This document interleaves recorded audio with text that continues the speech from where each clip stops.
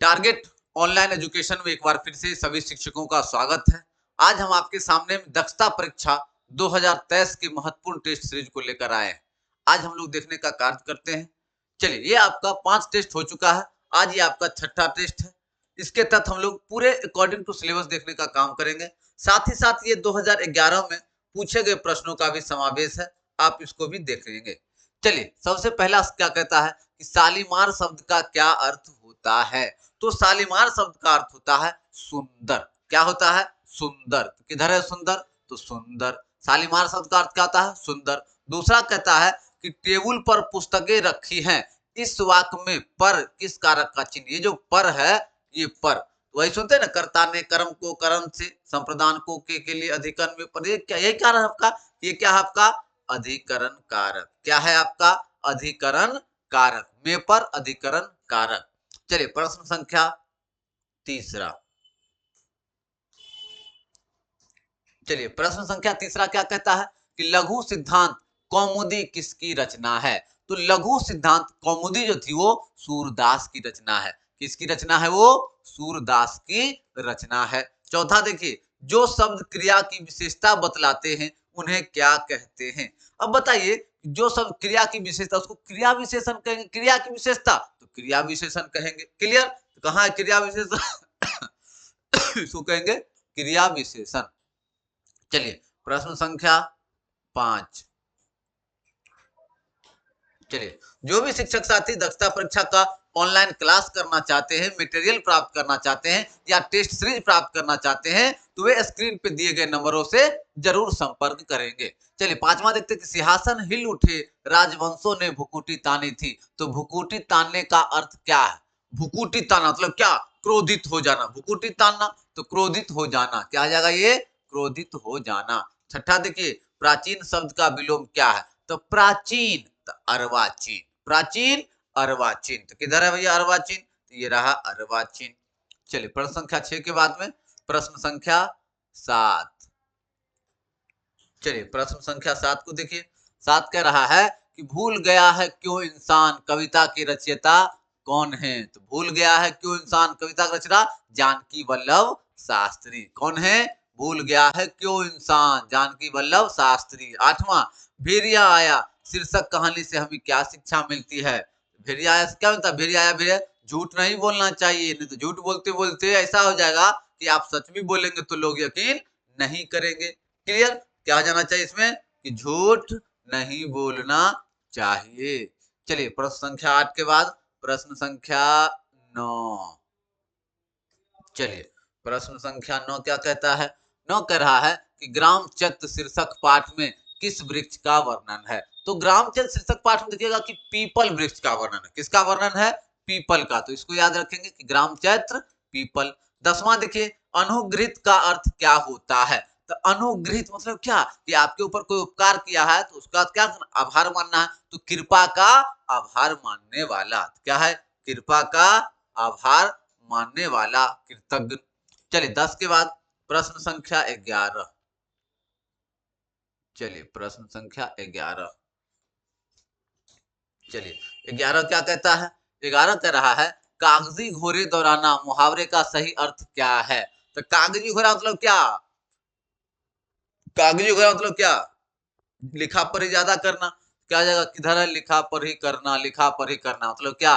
कागजी घोड़ा की खाली लिखे पर ही कीजिएगा कि कोई कामो होगा। खाली कागजी घोड़ा दौड़ा रहे, जमीन पर कोई काम नजरे नहीं आ रहा है।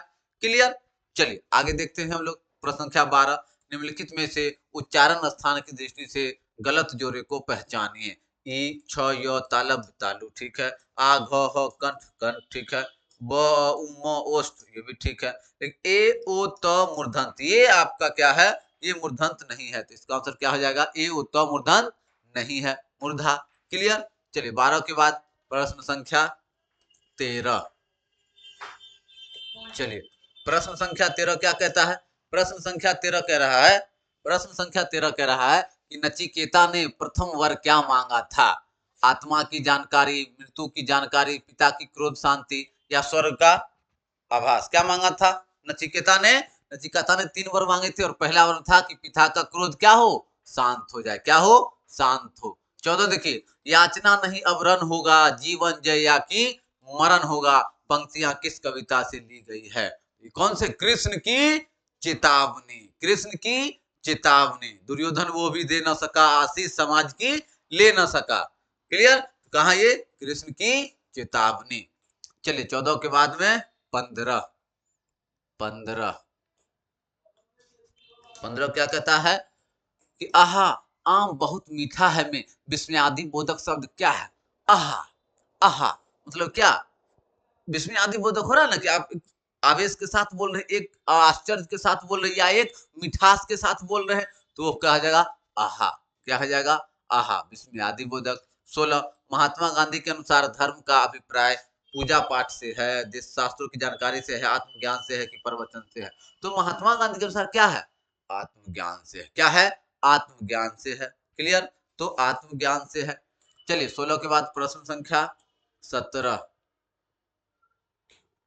चलिए प्रश्न संख्या 17 क्या कहता है? 17 कह रहा है कि आज शीला तथा उसकी सहेली आने वाली है, इस वाक्य में सर्वनाम कौन सा है? क्या है? आज शीला तथा उसकी सहेली आने वाली है, तो शीला और उसकी सहेली क्या हो जाएगा? उसकी।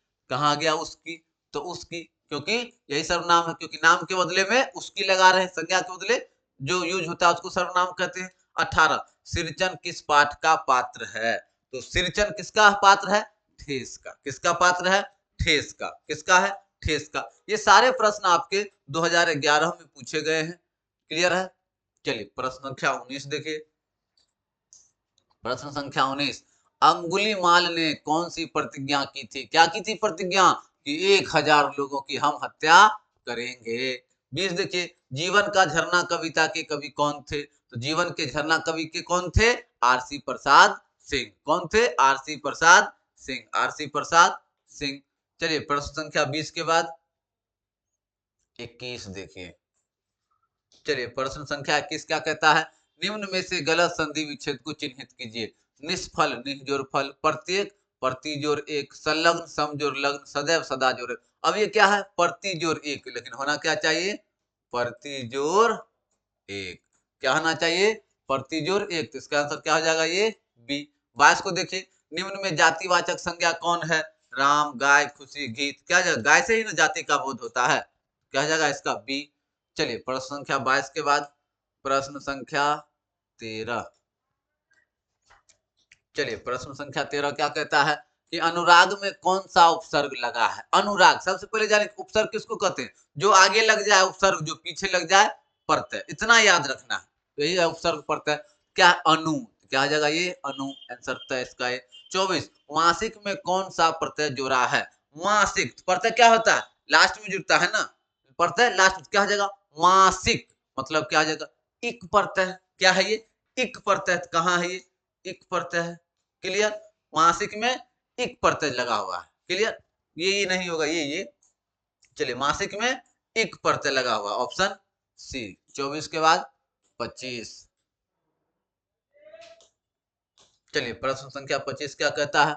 25 कह रहा है कि निम्नलिखित में से कौन सा जोड़ा सही नहीं है? पाठ्य पुस्तक कक्षा कलिका 1 ठीक है, बाल भारती 4, संवेदना और किशोर भारती। तो ये क्या है? संवेद 7वां सही नहीं है। 26 को देखिए, x बट्टा 17 और 3 में x का मान क्या जाए? x बट्टा 7 बराबर 3, तो x बराबर 3 गुने 7 बराबर 21। कहाँ है 21? ये रहा 21। 26 का बी। ये सारे आपके जो प्रश्न पूछे गए हैं वो 2011 के प्रीवियस ईयर क्वेश्चन है, उसको देख लेना है आप लोगों को। चलिए 26 के बाद प्रश्न संख्या 27। चलिए प्रश्न संख्या 27 क्या कहता है? 27 कह रहा है कि किसी त्रिभुज के तीनों कोनों का योग क्या होता है? 180 डिग्री। 180 डिग्री। 28 9,12,102, तो 9 लाख इसे लिखिए, 9 लाख इकाई दाई सैकड़ा हजार 10,000 लाख, 9 लाख 12,000 लिखिए, 12,102, तो 102। अब मिलाइए, 201,219 कहाँ है देखिए तो? 912,102 आंसर है। 912,102 कहीं से कोई दिक्कत नहीं, यहाँ से कंफ्यूजन नहीं होगा, ज्यादा धड़फड़ाना नहीं है, आराम से बनाइए। क्वेश्चन का लेवल उतना भी हाई नहीं रहता है कि आप घबरा जाएं। चलिए आगे देखते हैं। प्रश्न संख्या 29, निम्नलिखित में से कौन संख्या श्रेणी बढ़ते क्रम। तो बढ़ते क्रम का मतलब क्या कि पहले छोटा, फिर उससे बड़ा, फिर उससे बड़ा, फिर उससे बड़ा, इस तरह से चलते हैं। देखिए कौन कौन है आपका 4008, 57, 89, 42, 75, 47, ये तो बढ़ा हुआ लग रहा है। 57, 89, 4000, देखिए अब यहाँ ये दोनों घट गया तो ये नहीं होगा। 41, 89, 4008, यहाँ यही यही तीनों में अंतर हो गया। 4008, 57, 89, फिर 89 के बाद यहाँ घट गया, सर इसका क्या हो जाएगा ए। 30, देखिए एक गाय के 4 पैर होते हैं तो 15 गाय के पैर कितने होंगे, तो 15 गुने 4 तो 60। चलिए तो हो गया इसका आंसर सी। चलिए ये सारे आपके 2011 में पूछे गए हैं, इसका एक बार देख लेना जरूरी है। चलिए पैटर्न समझ में आ जाएगा आपको। जिनको भी मटेरियल चाहिए, टेस्ट सीरीज चाहिए या ऑनलाइन क्लास, जो हम प्रतिदिन 3 घंटे का ऑनलाइन क्लास चलता है, अलग अलग विषय के अलग अलग टीचर हैं, तो आप दिए गए नंबरों पे जरूर संपर्क कीजिए, 100% सफल होंगे। 6 सैकड़ा 7 दहाई 5 इकाई, 6 सैकड़ा 7 दहाई 5 इकाई, 6 7 5 किधर है, 6 7 5 32। 67 में 6 का स्थानीय मान 67, ये इकाई दहाई 6 शून्य 60 कहाँ है, ये रहा 32 का सी। चलिए प्रश्न संख्या 32 के बाद प्रश्न संख्या 33। चलिए प्रश्न संख्या 33 क्या कहता है कि वृत्त की सबसे बड़ी जीवा को क्या कहते हैं। वृत्त की सबसे बड़ी जीवा को व्यास कहते हैं। क्या कहते हैं, व्यास कहते हैं। क्लियर। चलिए आगे देखते हैं 34, अधिकतम मान वाले भिन्न को चुने। 4/8, 7/8, 1/8, 5/8, तो क्या हो जाएगा ये 1/8, क्योंकि नहीं सॉरी सॉरी अधिकतम मान है ना 4 7 1 5, तो ये हो जाएगा 7/8। क्या हो जाएगा 7/8। अधिकतम कह रहा है ना, तो अधिकतम में क्या होगा कि 7/8, मतलब 7 को 8 भाग में, और बाकी उससे कम है और उसको 8 भाग में बांटा गया है। चलिए 34 के बाद में प्रश्न संख्या 35। चलिए प्रश्न संख्या 35 क्या कह रहा है, 35 कह रहा है कि अंगूठा और तर्जनी के बीच किस तरह का कोण बनता है। अंगूठा और तर्जनी क्या है, अंगूठा और तर्जनी ऐसे बन रहा है ना, ऐसे ऐसे ऐसे, तो ये कोण कोण क्या हो जाएगा 90 डिग्री हो जाएगा। कहाँ जाए 90 डिग्री मतलब क्या, समकोण। 36, 0.5, 0.38 और 0.38 में कौन बड़ा है। तब क्या है भैया 5/10, 308/1000, 38/100। अब देखिए 5/10.1/2, एक को 2 भाग में बांटा गया। 3 दूनी 6, 3 तिया 9, इसका मतलब इसको भी 3 गुना भाग बांटा गया है। 38 तिया, इसको भी 3 गुना, लेकिन ये सिर्फ क्या है 2 गुना है, तो कौन बड़ा हो जाएगा ये 1/2, मतलब 0.5 बड़ा हो जाएगा। कहीं से कोई दिक्कत नहीं। चलिए 36 के बाद प्रश्न संख्या 37।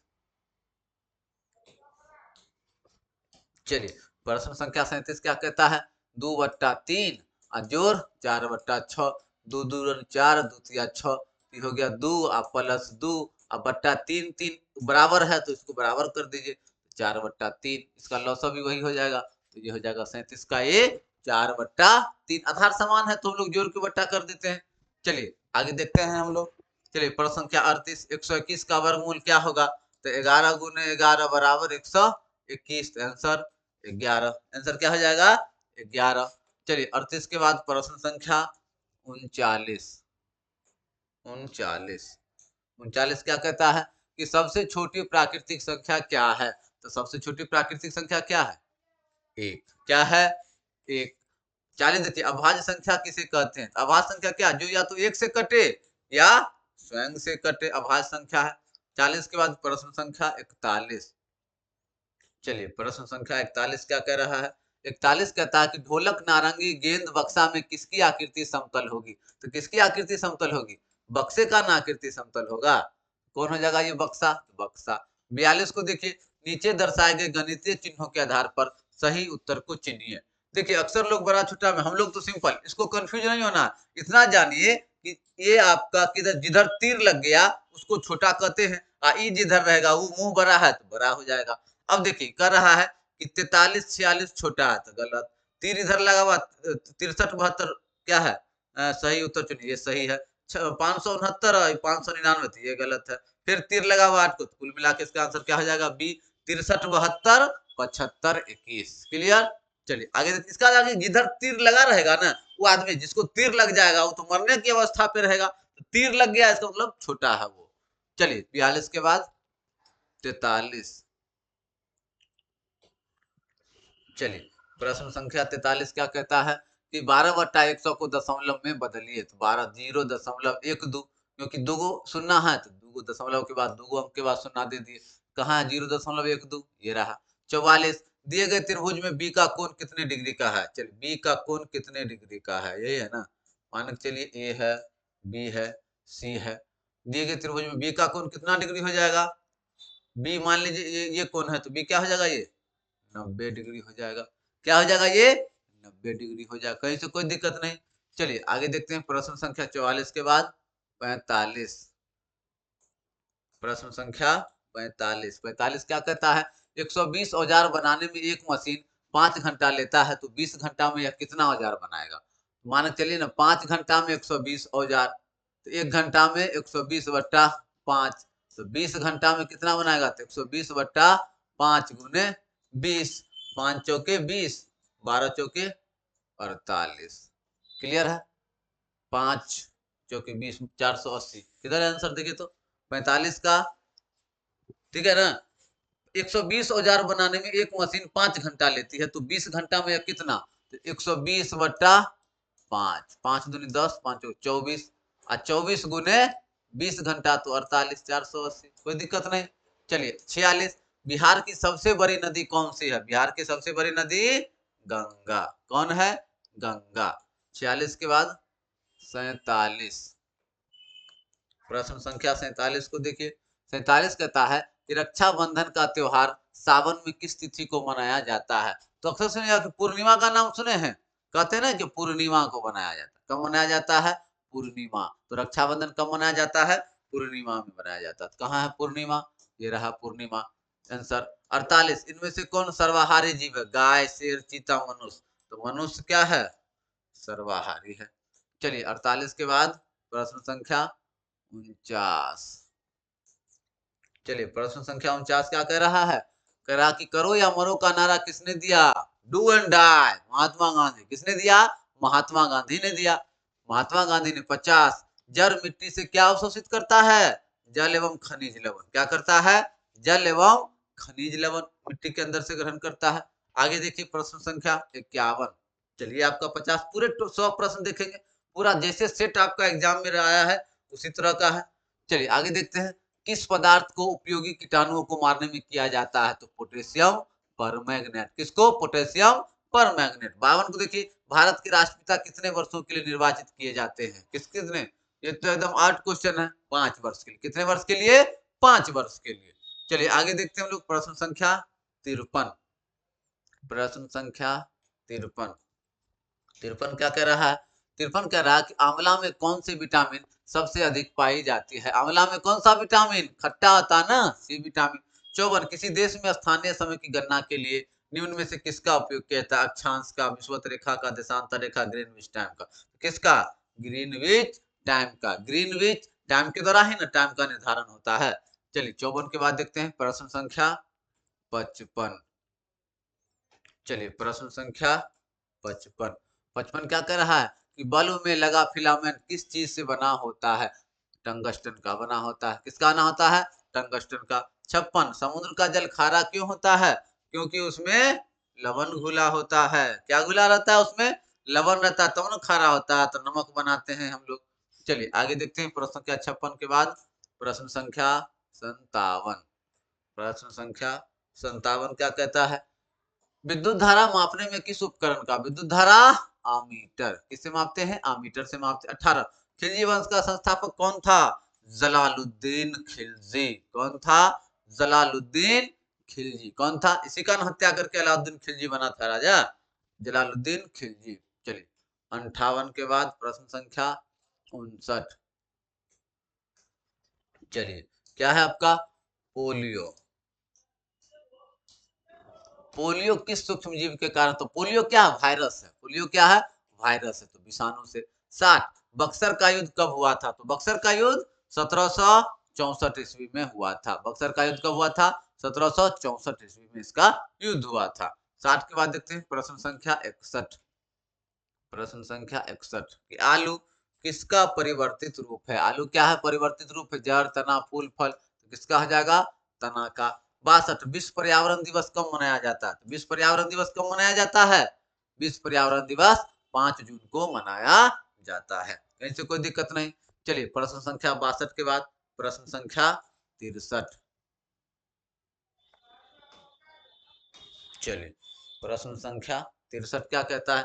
63 कह रहा है कि शेरशाह का मकबरा कहाँ स्थित है? तो शेरशाह का मकबरा कहाँ है? सासाराम में। कहाँ है? सासाराम में है। आगे देखिए 64, किस देश को सूर्योदय का देश कहा जाता है? किसको?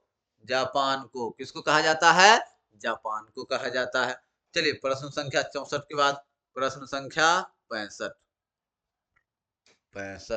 जो भी शिक्षक साथी दक्षता परीक्षा देना चाहते हैं, ऑनलाइन क्लास से जुड़ना चाहते हैं, टेस्ट सीरीज प्राप्त करना चाहते हैं या मटेरियल प्राप्त करना चाहते हैं, तो वे स्क्रीन पे दिए गए नंबरों पे संपर्क कीजिए, वहां आपको सारी सुविधाएं उपलब्ध करवाई जाएगी। चलिए 65 क्या कहता है? इनमें से कौन सा धातु नहीं है? एल्युमिनियम, लोहा, सोडियम, कार्बन। क्या है ये? कार्बन धातु नहीं है। क्लियर? कार्बन का ही अपर रूप है हीरा और ग्रेफाइट। 66, दूरी के अनुसार सूर्य से सबसे नजदीक ग्रह कौन है? तो दूरी के अनुसार जो है सबसे नजदीक बुध है। कौन सा है? बुध है। कौन है? बुध है। चलिए प्रश्न संख्या 66 के बाद प्रश्न संख्या 67। चलिए प्रश्न संख्या 67। 67 क्या कह रहा है? 67 कह रहा है कि विटामिन डी की कमी से कौन सा रोग हो जाता है? तो विटामिन डी की कमी से क्या होता है? हड्डी कमजोर हो जाता है, रिकेट्स हो जाता है। क्लियर? चलिए 68 देखते हैं, किसने कहा था स्वराज्य हमारा जन्मसिद्ध अधिकार है? बाल गंगाधर तिलक। किसने कहा था? बाल गंगाधर तिलक ने कहा था। कहीं से कोई दिक्कत नहीं, एकदम एक एक क्वेश्चन को आपको याद रखने का प्रयास करना है। हमारे द्वारा जो नोट्स प्रदान किए जाते हैं वो बिल्कुल आपका सिलेबस के अनुसार है। चलिए आगे देखते हैं। चलिए प्रश्न संख्या 69, ब्रेल लिपि के माध्यम से किस तरह के लोग पढ़ते हैं? दृष्टिहीनता, जिनको देखने में समस्या होती है वही पढ़ते हैं ना, दृष्टिहीन वाले। चलिए 70 क्या, बोध गया में किस वृक्ष के नीचे ज्ञान की प्राप्ति हुई थी? तो बोधि वृक्ष के नीचे प्राप्ति हुई थी। किसके नीचे? बोधि वृक्ष के। चलिए 70 के बाद प्रश्न संख्या 71। चलिए यहाँ से आपका शिक्षण कौशल का प्रश्न स्टार्ट हो गया है। चलिए गौर से देखिएगा, इससे आपका सबसे ज्यादा मार्क्स आने की संभावना होती है। कक्षा में यदि कोई छात्र कारणवश प्रश्न का उत्तर न जानते हुए भी ठीक तरह से उत्तर नहीं दे पाता है तो आप उसे क्या करेंगे? स्वयं उत्तर बता देंगे या भय के मूल कारणों को जानेंगे, उत्तर देने के लिए बार बार कहेंगे या दूसरे छात्र से पूछेंगे। तो क्या करेंगे हम? भय के मूल कारण को जानेंगे कि आखिर इसके मन में डर क्यों है, ऐसा कौन सा डर है जिससे सवाल का जवाब देने में डर रहा है। चलिए 71 के बाद प्रश्न संख्या 72 को देखिए। चलिए प्रश्न संख्या 72। 72 कह रहा है कि अपने कर्तव्य की उपेक्षा करके जो अध्यापक अपने अधिकारियों को प्रसन्न करने में लगे रहते हैं वे प्राय लाभान्वित होते हैं और अपने साथियों से आगे बढ़ जाते हैं। ऐसे परिवेश में आप क्या करेंगे? सबसे पहला है अपने अन्य साथियों का अनुसरण करेंगे, अपने साथियों से ईर्ष्या करेंगे, कुंठित होकर अपने कर्तव्य के प्रति उदासीन हो जाएंगे, हानि लाभ की चिंता किए बिना अपने कर्तव्य का पालन करते रहेंगे। आपको क्या मतलब है? छोड़ दीजिए ना, कोई बैठे हुए हैं, बैठे हुए नहीं पढ़ा रहे हैं, छोड़ दीजिए, चापलूसी में लगे हुए छोड़ दीजिए, आप अपना कर्तव्य अपने आत्म संतुष्टि के लिए करते रहिए, बात खत्म। क्लियर? चलिए आगे देखते हैं 72 के बाद 73। चलिए प्रश्न संख्या 73 क्या कहता है? 73 कह रहा है कि आपके विचार से विद्यालय में छात्र के शैक्षिक भ्रमण का प्रबंध करना आवश्यक है, क्योंकि इससे क्या होता है, अभिभावक प्रसन्न होते हैं, छात्र को प्रत्यक्ष संपर्क से आने से ज्ञान प्राप्त का अवसर मिलता है, अध्यापक कुछ दिनों तक कक्षा शिक्षण से मुक्त रहते हैं, छात्र को कुछ दिन तो चलिए ये नहीं होगा। क्या हो जाएगा कि हम जब घुमाने ले जाते हैं तो बच्चों को प्रत्यक्ष ज्ञान का दर्शन करवाते हैं और जब बच्चा प्रत्यक्ष ज्ञान का दर्शन प्राप्त करता है तो उस सारी चीजों को सीखता है। चलिए 73 के बाद प्रश्न संख्या 74। प्रश्न संख्या 74। चलिए 74 क्या कह रहा है कि एक अध्यापक के रूप में विद्यालय शिक्षा समिति में आप क्या करेंगे? सक्रिय भाग लेंगे, प्रधानाचार्य का पक्ष रखेंगे, स्कूल की गलत नीति का भंडाफोड़ करेंगे, अभिभावकों को साथ रहने के लिए कहेंगे। क्या करेंगे आप? ज्यादा दिमाग नहीं लगाना, हम लोग सक्रिय रूप से भाग लेने का प्रयास करेंगे, जो बेहतर होगा वो सुझाव देंगे। चलिए 75, यदि आपकी लॉटरी खुल जाए तो उसका कुछ क्या करेंगे? कहाँ खर्च कीजिएगा? मंदिर निर्माण, अच्छी पुस्तक, अपने लिए फैशनेबल ड्रेस, सैर सपाटा। क्या करेंगे हम लोग? अच्छी बातें हैं, हम लोगों को थोड़ा सा पुस्तक खरीदना चाहिए। चलिए 75 के बाद प्रश्न संख्या 76।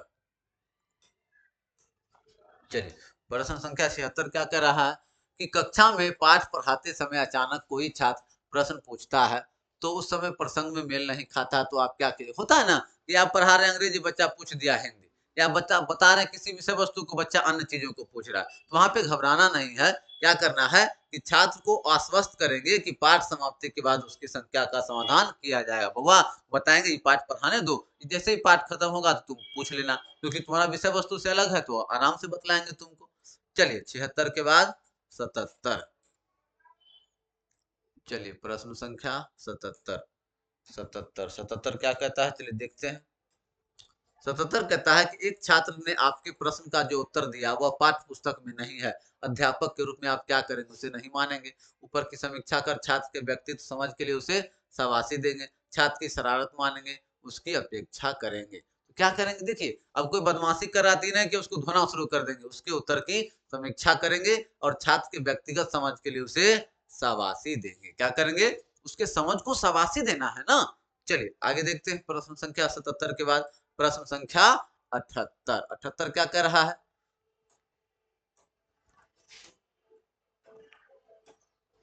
चलिए, शिक्षण को रुचिकर और प्रभावकारी बनाने के लिए पुस्तकों की सहायता से पढ़ाना आवश्यक है। लंबी लंबी कहानी का समावेश, जीवन उपयोगी और व्यवहारिक उदाहरण और महत्वपूर्ण नोट्स। तो क्या हो जाएगा कि आप पढ़ाने के दौरान जीवन के लिए उपयोगी और व्यवहारिक उदाहरणों को प्रस्तुत कीजिए, कहीं से कोई दिक्कत नहीं। चलिए, 79 क्या कहता है? कक्षा शिक्षण तब अच्छा होता है जब छात्र प्रश्न पूछते रहते हैं, अनुशासित रहते हैं, मन लगाकर सुनते हैं, अध्यापक के व्याख्यान को चुपचाप लिखते रहते हैं। कब हो जाएगा कक्षा आपका अच्छा? जब बच्चे प्रश्न पूछते हैं। जब बच्चे प्रश्न पूछते हैं तो बतलाता कहीं न कहीं कक्षा क्या है आपका सही रूप से चल रही है, बच्चे सक्रिय हैं। चलिए, प्रश्न संख्या 79 के बाद में प्रश्न संख्या 80। चलिए, 80 क्या कहता है कि विकलांगों को सामान्य शिक्षा व्यवस्था में शिक्षित करना चाहिए। क्यों करना चाहिए? देखिए, विकलांग को इसलिए करते हैं कि अब उसको स्पेशल कर देंगे तो फिर समाज में आएगा तो फिर उसको दिक्कत होगा ना, इसलिए क्या करना है, उसको साथ में लेके चलना है। कि उन्हें सामान्य जीवन में अपने आप को समायोजित करना है, इसलिए उसको क्या करेंगे? साथ में शिक्षा देंगे। 81 देखिए, आपका स्वयं के प्रति कैसा विचार है? मेरा कर्म मुझे साथ नहीं दे रहा, मेरा भाग साथ नहीं दे, मैं पृथ्वी पर एक बोझ हूँ, मुझे फल की परवाह किए बिना कार्य करते रहना चाहिए। जाएगा, मुझे फल की चिंता कर्मण्यवाधिकारस्ते मां फलेषु कदाचन। चलिए, प्रश्न संख्या 81 के बाद प्रश्न संख्या 82। चलिए, प्रश्न संख्या 82 को देख लेते हैं। प्रश्न संख्या 82 क्या कहता है? 82 कह रहा है कि एक शिक्षक के रूप में आपका महत्वपूर्ण विचार है। क्या विचार है? गृह कार्य कम देना, भय द्वारा विद्यार्थी को अच्छे कार्य के लिए प्रेरित करना, कठिन परिस्थिति में आत्मविश्वास बनाए रखना, दूसरों के सुझाव को महत्व देना। तो क्या करेंगे आप? क्या करेंगे? सबसे आपका इंपोर्टेंट फैक्ट आ जाएगा इसमें कि कठिन परिस्थितियों में भी आत्मविश्वास बनाए रखना है। क्या करना है? परिस्थितियां कैसी भी हो, आप उसको कर सकते हैं, ऐसा विश्वास, ऐसा आत्मविश्वास बनाकर रखना है। प्रश्न संख्या 83, जब आप कार्य आरंभ करते हैं तो किस विषय पर अधिक सोचते हैं? जब आपका कार्य की प्रकृति, योजना, कार्य में लगने वाले समय, खर्च, कार्य की सफलता असफलता, उपर्युक्त सभी पक्षों पर। तो ये आपका जो प्रश्न है तो क्या हो जाएगा? ये सारा आपका एक कार्य के प्रति जुड़ा हुआ है, तो ये हो जाएगा ऑप्शन डी। चलिए, प्रश्न संख्या 83 के बाद प्रश्न संख्या 84। प्रश्न संख्या 84। चलिए, 84 क्या कर रहा है कि आपसे कोई तर्क वितर्क कर आपका उसके प्रति किसी दृष्टिकोण की संभावना है। मतलब किसी से आप तर्क वितर्क करते हैं तो क्या संभावना बन सकती है? क्या कर सकते हैं कि तर्क वितर्क करने वालों से कुछ सीखने की कोशिश करेंगे, नहीं कि छुटकारा, संकोच, रुचि नहीं। तर्क वितर्क जो करता है उससे कुछ हम लोग सीखने का प्रयास करेंगे। चलिए, 85 देखते हैं। अक्सर आप अपना काम निकालना चाहते हैं, कैसे? कष्ट पहुंचाकर, सच बोलकर, समय का सही सदुपयोग करके, इनमें से कोई नहीं। तो समय का सदुपयोग करके। चलिए, 85 के बाद प्रश्न संख्या 86। चलिए, प्रश्न संख्या 86 को देखिए। प्रश्न संख्या 86 क्या कहता है कि बच्चों के विकास के लिए क्या उपयोगी मानते हो? अच्छी पढ़ाई, बच्चों के सभी क्रियाकलाप और विशेष ध्यान, बच्चों को अच्छी बात बतानी चाहिए, बाल मनोविज्ञान की शिक्षा देनी चाहिए। तो क्या होना चाहिए? इसका सबसे है कि बच्चों के सभी क्रियाकलाप पर विशेष ध्यान देना चाहिए और उसकी गड़बड़ियों को शीघ्र दूर करना चाहिए, क्योंकि बचपन में अगर कोई गलती हो गई है तो क्या करते हैं, अगर उसका आदत नहीं छुड़ाएंगे तो वो गंदी आदत सीख लेता है, तो उसको बचपन से ही ध्यान देना है। 8वां, उद्दंड छात्रों को आप सही मार्ग पर कैसे लाएंगे, उसकी प्रशंसा करके सही रास्ते पर लाएंगे, सहानुभूति से उन्हें सही मार्ग पर लाया जा सकता है, सख्ती से अच्छी शिक्षा देकर उन्हें सही मार्ग पर लाया जा सकता है। तो क्या हो जाएगा इसका, कि आप उसको अच्छी शिक्षा दीजिए, अच्छी शिक्षा देंगे तो वो अच्छा रास्ता चुनेगा। क्या हो जाएगा ये, डी। चलिए प्रश्न संख्या 87 के बाद प्रश्न संख्या 88। चलिए 88 क्या कह रहा है, कि यदि कोई छात्र आपसे प्रश्न पूछता है लेकिन आप उसका उत्तर अच्छी तरह से नहीं जानते हैं, ऐसी स्थिति में आप क्या करेंगे। क्या करेंगे, ऐसा नहीं है कि उसको गलती सलती बता देंगे, उसको कहेंगे बाबू कल तुमको बता देंगे, देख लेते हैं क्या हो जाएगा। क्या कहेंगे, छात्र को बताएंगे कि उसके प्रश्न का उत्तर मालूम करके आप उसे अगले दिन बता देंगे, कहीं से कोई दिक्कत नहीं है। आगे देखते हैं अगला 99 क्या 89 क्या कहता है, अगले दिन बता देंगे। छात्रों में अनुशासन पैदा, ये आपका क्वेश्चन यहाँ से है 89, थोड़ा सा मिसप्रिंट हो गया है। छात्रों में अनुशासन पैदा करने के लिए आप क्या करेंगे, भय उत्पन्न करेंगे, अनुशासन का महत्व बताएंगे, अनुशासन प्रिय व्यक्ति के बारे में बताएंगे, अनुशासन को जीवन से जोड़कर शिक्षण कराएंगे। तो क्या कराएंगे, अनुशासन को जीवन से जोड़कर बतलाएंगे। क्या करेंगे, जीवन से जोड़कर बतलाएंगे। चलिए प्रश्न संख्या 90।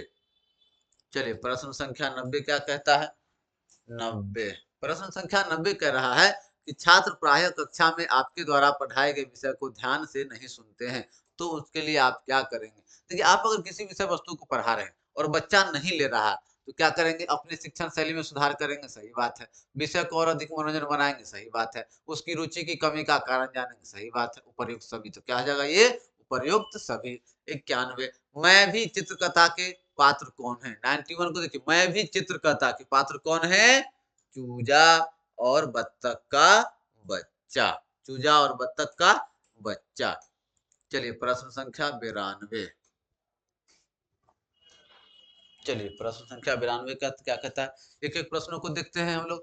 हाइकू क्या है, हाइक्यू, तो हाइक्यू क्या है, जापानी कागज के खिलौने बनाने की चित्रकला है।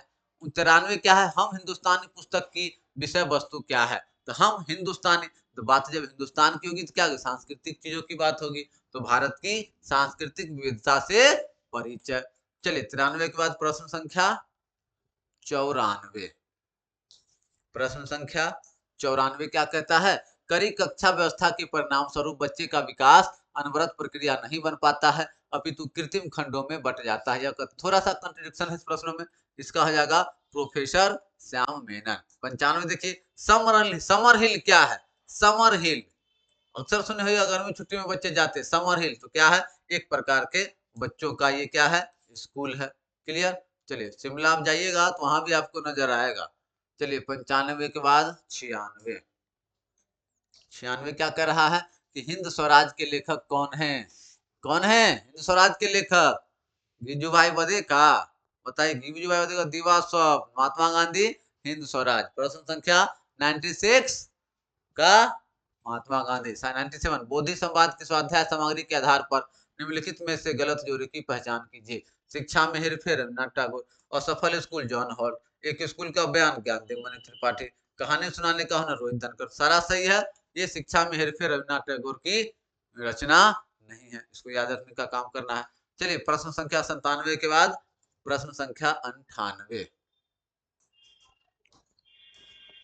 जो भी शिक्षक साथी दक्षता परीक्षा की तैयारी करना चाहते हैं, ऑनलाइन क्लास जो आपका रात में 8 बजे से आरंभ होता है उसको ज्वाइन करना चाहते हैं, या टेस्ट सीरीज मटेरियल प्राप्त करना चाहते हैं, तो आप दिए गए नंबर पे संपर्क कीजिए। स्क्रीन पे हमारा नंबर दिया गया है। चलिए आगे देखते हैं, राष्ट्रीय पाठचर्या की रूपरेखा 2005 के बनने के बावजूद बिहार के लिए अलग बीसीएफ 2008 की क्यों घोषणा करी। हम लोग बनाए थे ना एनसीएफ 2005, लेकिन हमारे यहाँ क्या सभ्यता संस्कृति विविधता अलग है, इसलिए हम लोगों ने बीसीएफ 8 को भी बनाया। क्यों बनाया, क्योंकि बिहार की सामाजिक आर्थिक शैक्षिक परिदृश्य काफी भिन्न है। चलिए 98 के बाद प्रश्न संख्या 99। चलिए प्रश्न संख्या 99।